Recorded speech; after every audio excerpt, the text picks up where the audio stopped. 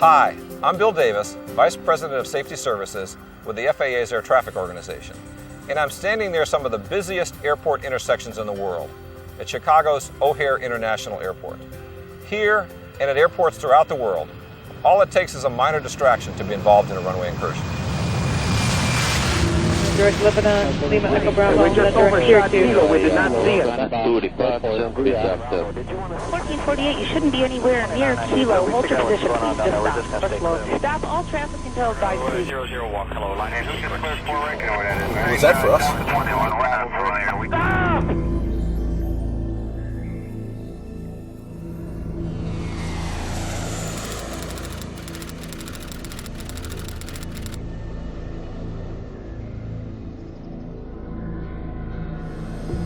April 1st, 1999. In the early morning hours, Air China 9018 deviates from its assigned taxi route and enters runway 14, where Korean Air Flight 36 has just been cleared for takeoff. February 1st, 1991. U.S. Air Flight 1443, a Boeing 737, was on final approach to LAX. SkyWest Metro 5569 was cleared to position and hold on the same runway, 24 left. The 27th of March, 1977, Tenerife in the Canary Islands. A KLM 747 begins its takeoff roll, while unbeknownst to its crew, a Pan Am 747 has begun to taxi utilizing the same runway, 12, as a taxiway. Getting to and from a runway has become increasingly complex. Situations like these can occur anywhere to any pilot at any time. Runway incursions occur almost daily, and over 40% of these incursions involve commercial aircraft. Reducing this incursion risk is one of the FAA's highest priorities.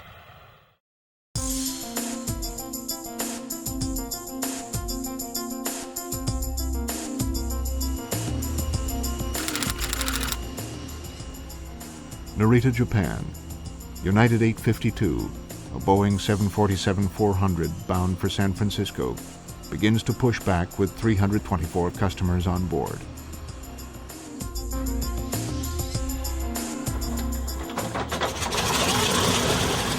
Anchorage, Alaska. Northern Air Cargo, call sign Yukon 50, begins to taxi from the ramp. This DC-6 will travel to the remote western airport of Unalakleet to pick up a load of Alaskan king crab.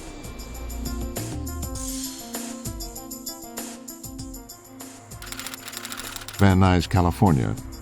November 384 Charlie Foxtrot, a Learjet, has been chartered for a flight to San Francisco International Airport. Each of these flight crews are entering the most dangerous phase of their flight. The number and proximity of aircraft operating at an airport make taxi operations one of the most potentially dangerous parts of commercial aviation. Keep moving, sir. Delta Bravo, don't stop on the taxi. Vehicle passing off your left, just avoid it on that left side. Tower 6970, take Delta. And then the aircraft off your right. We got him. Miss him. Cardinal 1046 air ground, taxi via Delta, Delta 1. You're going over the bridge. You'll taxi in the next. Communication, planning, and flight deck procedures developed by the FAA significantly reduce the number of incursions during the ground movement phase of aircraft operations. Exactly what is a runway incursion? The FAA and ICAO have similar definitions. The FAA defines an incursion as any occurrence at an airport involving an aircraft, vehicle, person, or object on the ground that creates a collision hazard or results in a loss of required separation with an aircraft taking off, intending to take off, landing, or intending to land. ICAO defines an incursion as an occurrence at an aerodrome involving the incorrect presence of an aircraft, vehicle, or person on the protected area of a surface designated for the landing and takeoff of aircraft. These two definitions describe the same situation. An aircraft is where it should not be. There are three different types of runway incursions. An operational error occurs when an element of air traffic control provides direction that results in less than the required minimum separation between two or more aircraft, or between aircraft and obstacles such as vehicles, equipment, and personnel on runways. An operational error also occurs when an aircraft lands or departs on a runway closed to aircraft. A pilot deviation occurs when a pilot violates any federal aviation regulation. For example, a pilot failing to obey air traffic control instructions related to crossing an active runway while following the authorized route. A vehicle or pedestrian deviation occurs when a pedestrian, vehicle, or other object interferes with aircraft operations without authorization from air traffic control. This type of runway incursion includes the taxiing of aircraft for maintenance or gate repositioning. There has been a steady increase in the number of runway incursions at airports throughout the world. This increase can be linked to a number of factors: increased traffic, poor crew resource management, increased flight deck workload, low visibility at night or during poor weather conditions, airport familiarity, complex airport layouts, and flight deck distractions.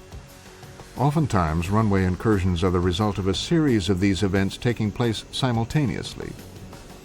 Over half of the reported runway incursions are due to pilot deviation. This program will look at operating practices and procedures that can reduce the risk of runway incursions by pilot deviation.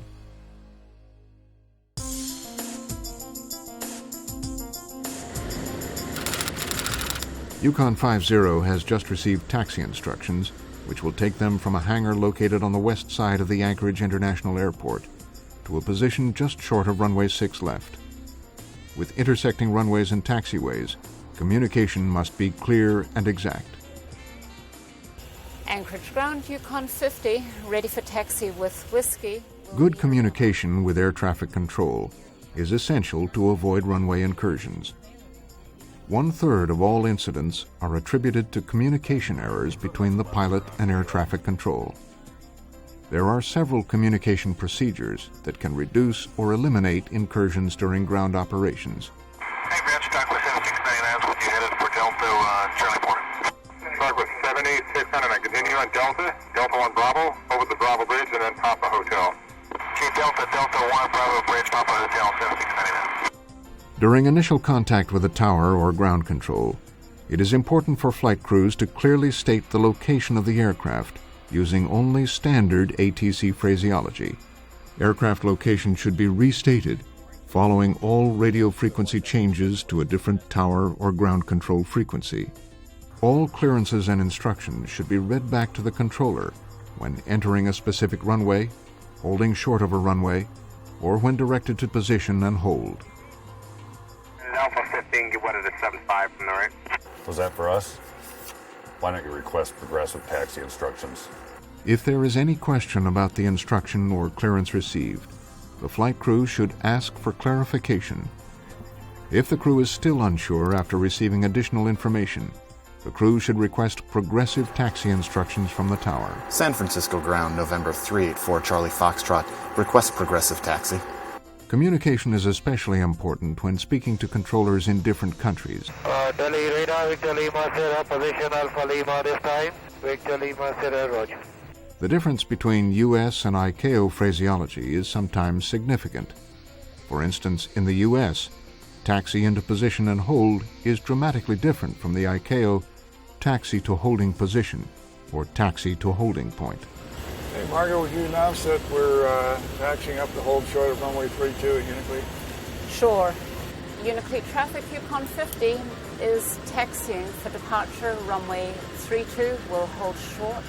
Is there anybody in the area? It is important for pilots to monitor tower frequency, or when the tower is closed, the Common Traffic Advisory Frequency, CTAF. Any doubt about instructions received should be verified with the controller.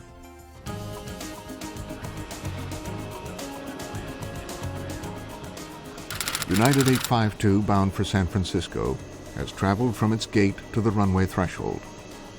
The flight crew of this wide-body aircraft has been given permission to position and hold on the longer and often preferred runway 34 left. Position and hold or line up and wait instructions help traffic move more efficiently at airports. If a takeoff clearance is not received within a reasonable time after instructions to position and hold, ATC should be contacted. pilots should consider the length of time that they have been holding in position whenever they have not been advised of any expected delay. During this phase of ground operations, the use of traffic displays, or TCAS, may enhance the situational awareness of a flight crew by allowing them to look for aircraft on approach behind them. Rob, I see traffic on a TCAS behind us. All right, I see it. Call tower immediately and advise them. Flight crews should verify instructions if their TCAS display indicates an approaching aircraft.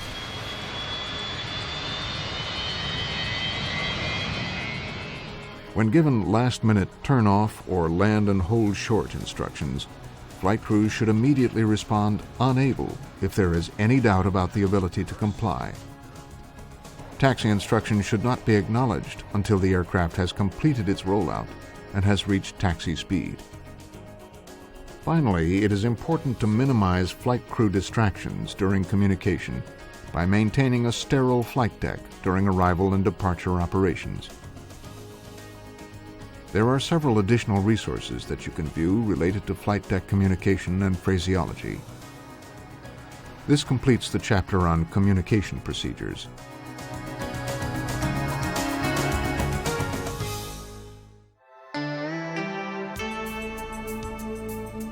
November 384 Charlie Foxtrot has been chartered for a flight between Van Nuys, California and San Francisco.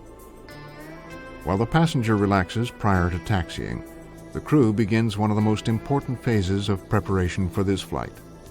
In addition to good communication, there are a number of standard planning and coordination procedures that should be part of pre-departure and arrival briefings.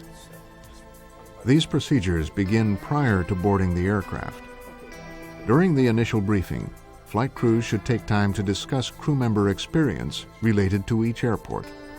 My last flight on the 747, I flew flight from Chicago to Frankfurt and over to London. Same trip we're doing this time. Current airport knowledge is a key factor in avoiding runway incursions.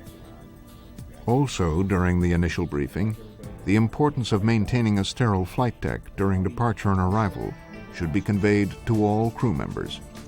Pre-departure and pre-arrival briefings should be conducted approximately 10 minutes prior to pushback or descent. These briefings should include details of the departure or arrival airport. Here are some important procedures that should be included in a briefing.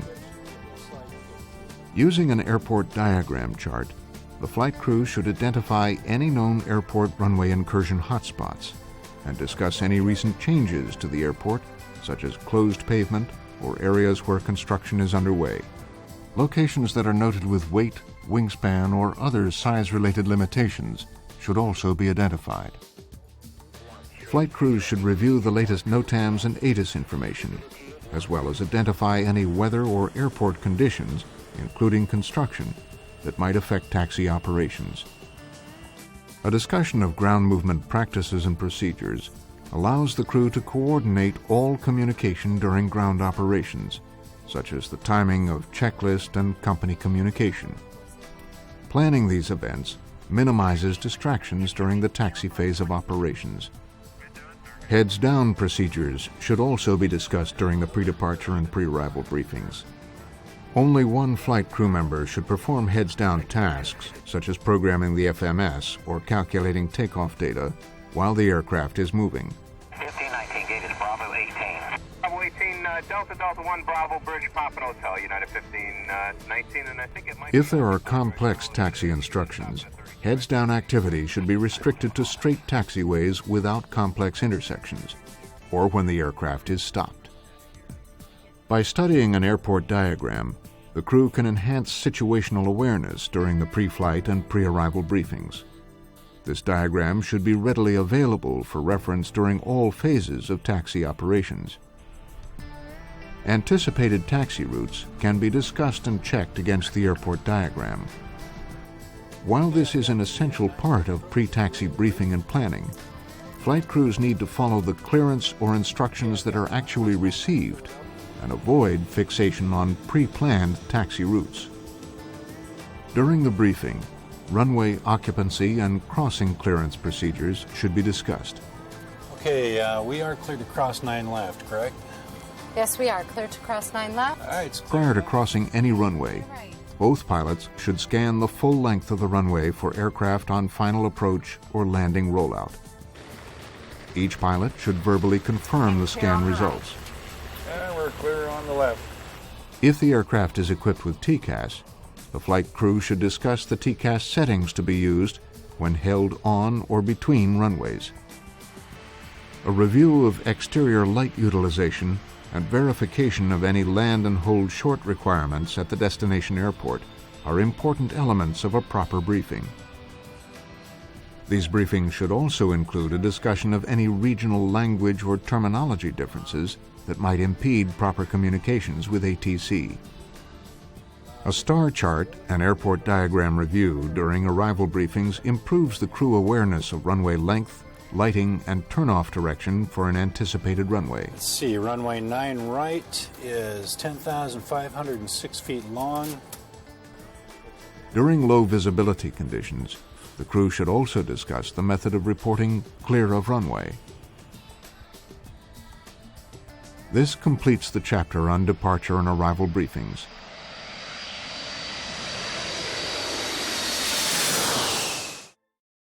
Turn left on Kilo. And Lights runway 19 out of service. Just cleared 4 right, joining Delta This for plane Hotel is 2 miles east of airport. For additional information, Safe flight begins and ends when the airplane is parked at the gate. While the aircraft is taxiing, there are numerous procedures and practices that will help prevent runway incursions. At many airports, taxi instructions can be very complex. Cactus 721, we're not familiar. We cross the bridge here on Bravo and then take a left to Papa to go to the 32 right pad to hold. Is that correct? Correct, Cactus 721. The first left turn, that'll be Papa, and then the 32 right pad is just on the other side of the Alpha Bridge. During complex ground operations, pilots are extremely busy. Misunderstanding or forgetting any part of taxi instructions can lead to runway incursions. By writing down the taxi instructions, a crew can eliminate this danger. It can also be used for readback to ATC and crew member coordination. Once taxi instructions have been received, both pilots must understand and verbally agree on all instructions. We'll make the right turn November, Quebec, await further instructions. If there is a misunderstanding or discrepancy, it should be resolved with ATC prior to taxiing. I want to request progressive taxi instructions. Frankfurt Ground American 42, requesting progressive taxi instructions, please. When a pilot becomes unsure of the aircraft location while taxiing, progressive taxi instructions should be requested. When anticipating a clearance to cross or taxi onto an active runway, both pilots should monitor the tower frequency. When following taxi instructions, all turns should be verbally confirmed by both pilots. It looks like November's the next 90-degree left turn. Okay, got it. All flight deck crew members must concur that a runway occupancy clearance has been received. Any runway occupancy clearance must be acknowledged. David, final. Done. All clear, yes. Before moving onto an active runway, both pilots need to scan the entire runway, including both approaches, and verbally confirm that the runway is clear. This also applies to crossing active runways. If you are held on a runway for a period of time that is more than reasonable considering the current conditions, contact the tower and confirm the clearance to hold on the runway. Low visibility creates additional hazards to aircraft while taxiing. While modern aircraft are equipped with automation that can land under low visibility conditions, there is no such corresponding technology to aid pilots while taxiing. When visibility is low, all heads-down duties should be completed when the aircraft is stopped or while taxiing straight. Pay special attention when a runway is being used as a taxiway during low visibility situations. In all ground operations, it is important to utilize the appropriate lighting configuration for the aircraft. The more conspicuous the aircraft, the more likely you will be seen by other aircraft during taxi operations. This is even more important while taxiing at night or during adverse weather conditions. There are specific lighting configurations for each phase of ground operations. The These configurations will be discussed within the next segment of this program.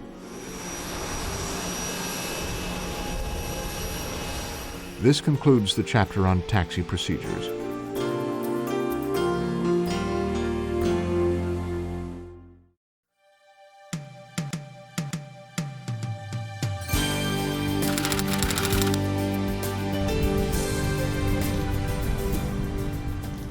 Yukon 50 has landed at the remote village of Unalakleet on the far western shore of Alaska.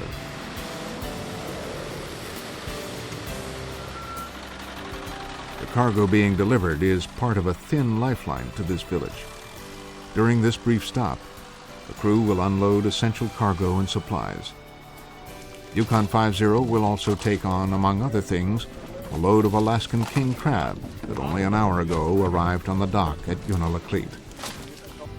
Unalakleet is a non-towered airport and requires additional procedures within the pre-arrival and pre-departure briefings. Extra vigilance is the key to safe taxi operations at non-towered airports. Some of these airports have part-time towers. In these situations, an attempt should be made to contact the tower to verify whether or not it is in operation. The Automated Surface Observation System, or the Automated Weather Observing System, should be monitored for additional information prior to taxiing or landing at a non-towered airport. Many pre-departure and pre-arrival procedures at non-towered airports are similar to that of towered airports.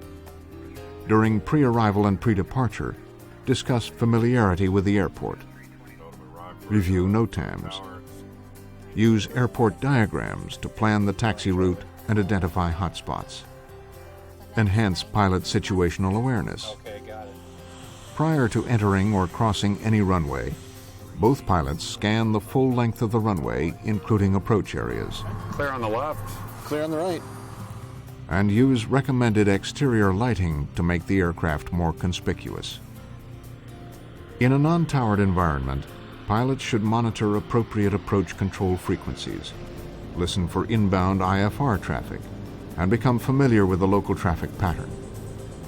There are many additional sources that can be utilized, such as FSS, CTAF, and Unicom. During taxi operations at a non-towered airport, all ground movement should be announced on CTAF or Unicom. Once a pilot has announced the intention to take off from a non-towered airport, it is important that the lineup and hold phase be as brief as possible. Pilots should also state the name of the airport at the beginning and end of each radio transmission. This concludes the section on taxi procedures at non-towered airports.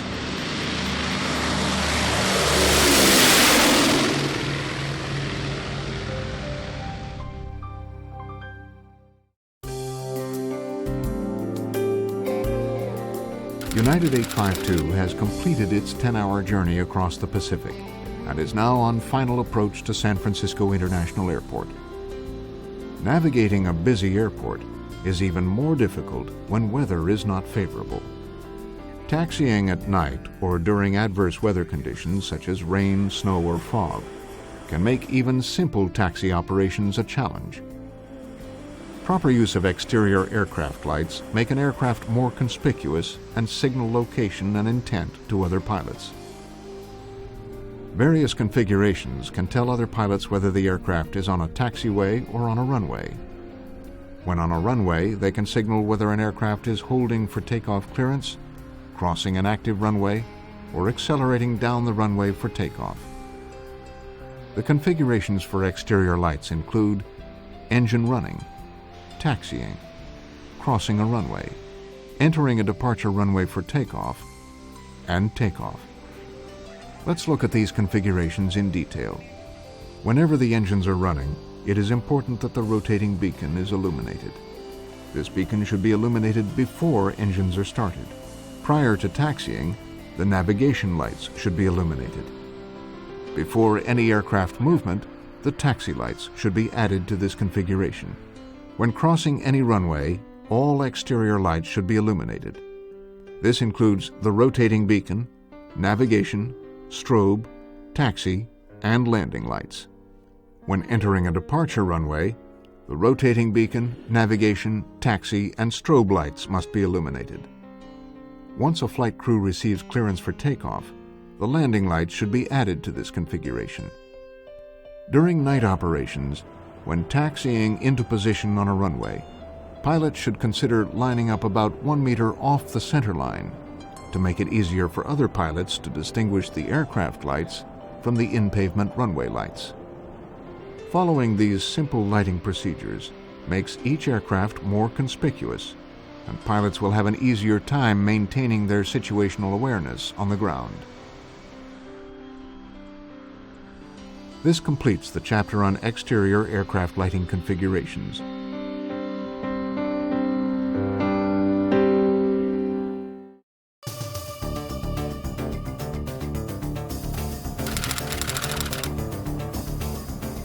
November 384 Charlie Foxtrot has also arrived at San Francisco International Airport.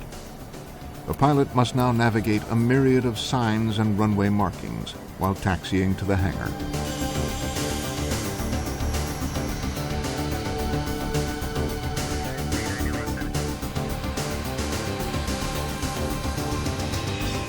Airport taxiways and runways are extremely complex and busy environments.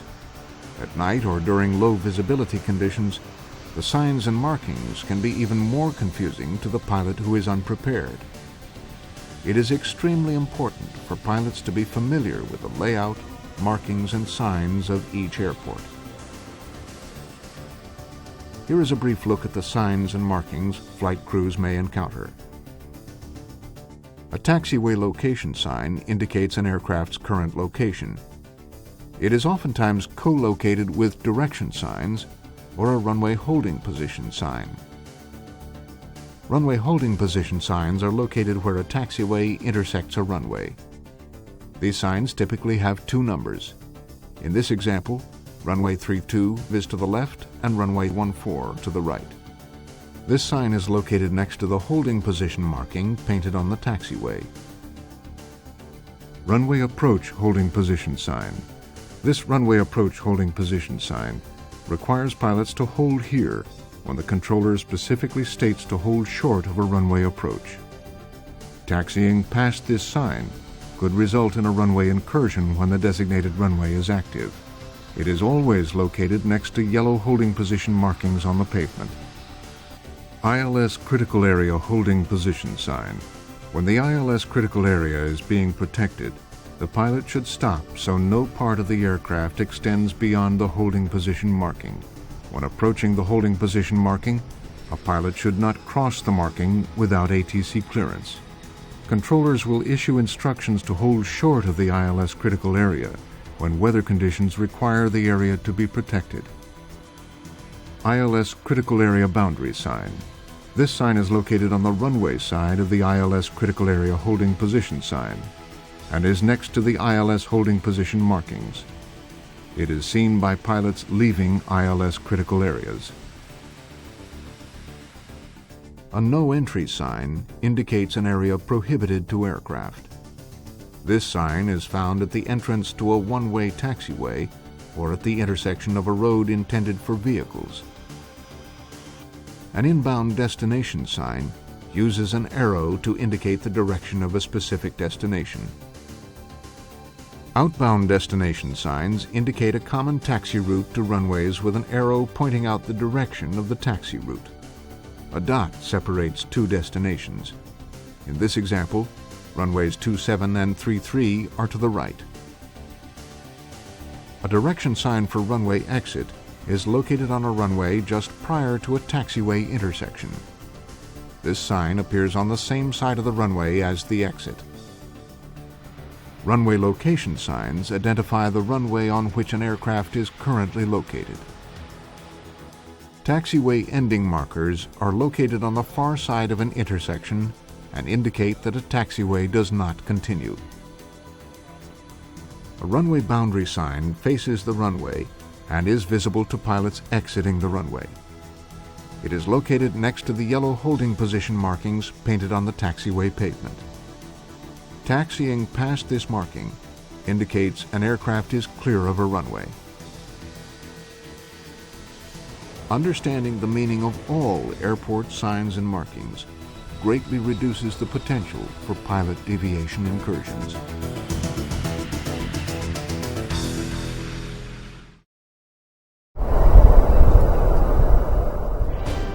United Flight 852, Yukon 50, and November 384 Charlie Foxtrot have each arrived safely at their destinations without incident.